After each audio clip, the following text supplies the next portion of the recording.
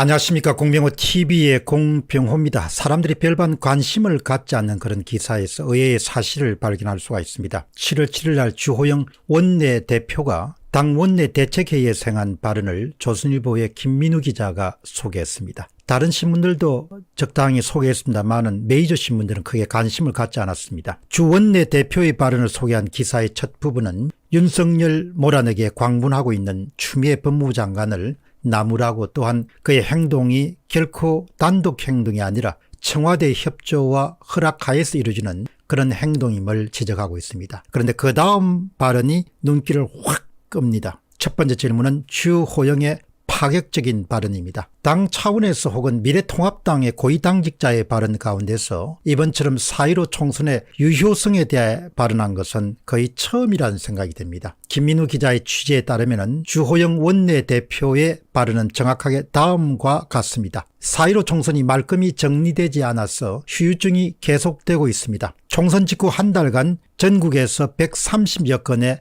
선거 무효 소송이 제기됐고, 이 가운데 31곳은 투표함에 대한 점거보전 신청이 제기되었습니다. 공직선거법 제225조는 선거소송을 접수받은 법원은 소가 제기된 날로부터 180일 이내에 처리하기로 하고 있지만, 과거 선례를 볼 때 늦어도 60일 안에 재검표가 모두 완료되었습니다. 20대 총선의 경우 인천 부평갑 재검표는 77일 후인 6월 20일에 실시되었고, 16대 대선의 재검표는 한 달 이내 재검표가 모두 완료되었습니다. 16대 총선에서 경기도 광주 재검표는 6월 5일에 실시하여 두 달 안에 모두 끝냈습니다. 이번은 무려 31곳이 되는 선거 무효 소송에 대해서 두 달이 지나도록 한 곳도 재검표가 이루어지지 않고 있습니다. 조속한 재검표를 요구하는 민심이 높아지고 있습니다. 시간을 끌수록 선거 결과에 대한 불신과 의혹, 갈등이 증폭될 뿐입니다. 대법원은 조속히 재검표 작업을 진행할 것을 촉구합니다. 4.15 부정선거에 대한 완곡한 입장 표명과 아울러서 조속한 재검표에 대한 발언은 당 차원에서뿐만 아니고 미래통합당의 고위당직자 입에서 나온 거의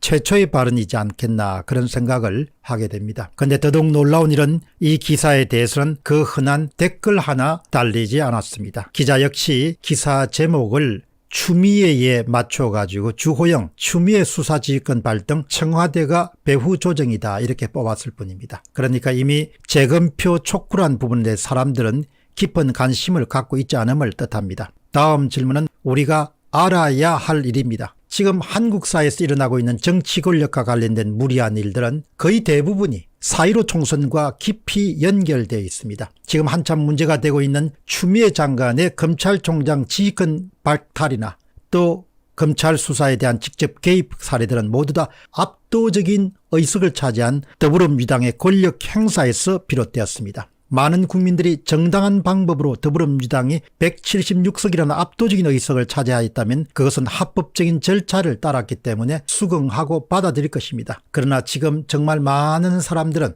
이번 총선의 정당성을 심각하게 의심하고 있습니다. 헌법학계 원로인 최대건 명예교수는 이렇게 주장합니다. 추미애 장관에 의한 부당한 검찰 수사 지휘권 행사는 더불어민주당 정부가 일당 독재, 다수 독재로 가는 마지막 관문을 넘느냐 아니냐의 변곡점입니다. 이렇게 크게 중요성을 부여하는 겁니다. 상권 분립을 지킬 수 있느냐, 아니면 권력의 견제와 균형을 유지하는 그런 상권 분립이 파괴되느냐, 이 문제가 바로 추미애 장관의 수사지휘권 행사로 보는 겁니다. 그럼 그 수사지휘권 행사가 어떻게 이루어지느냐, 결국은 4.15 총선에서 부정적인 방법으로 여권이 압도적인 다수가 되었기 때문에 견제와 균형이 깨지는 겁니다. 따라서 현재 한국 사회에서 문제가 되고 있는 많은 종류의 문제들은 직접 혹은 간접으로 4.15 총선과 맞닿아 있습니다. 따라서 4.15 총선의 정당성 여부를 판단하는 것은 엄청나게 중요한 겁니다. 최대건 명예교수의 주장입니다.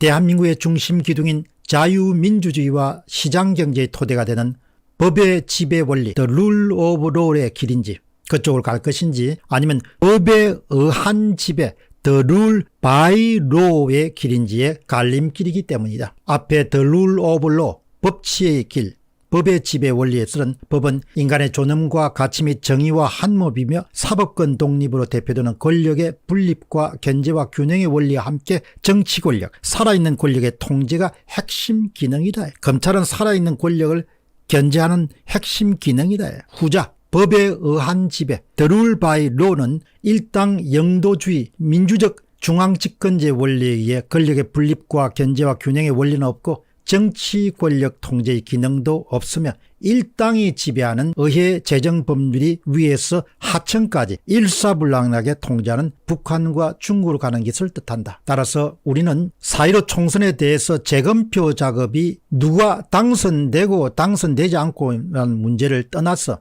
훨씬 더 심대한 의미를 갖고 있다는 것입니다. 그것은 바로 권력에 의해서 지금 행해지고 있는 한국 사회에서 부정의한 모든 종류의 움직임들은 다 4.15 부정선거를 가릴 수 있냐 여부에서 결정됩니다. 따라서 대법원과 선관위의 적극적인 협조에 의해서 조속한 시간 내에 재검표가 이루어질 수 있냐 여부는 한국의 민주주의를 지킬 수 있느냐 아니냐와 직접 연결되어 있음을 많은 국민들이 깨우치셔야 될 것입니다. 이 방송을 보시고 재검표의 중요성을 깊이 인식한 분들은 청와대 청원 코너를 방문하셔서 반드시 재검표를 촉구하는 청원에 여러분의 한 표를 던져주시기 바랍니다. 누가 알아서 해줄 일이 아니고 우리가 십시일반으로 힘을 모아서 자유 대한민국을 지키는 일에 우리가 정말 마음과 정성을 더해야 될 것입니다. 공병호 TV의 공병호였습니다. 감사합니다.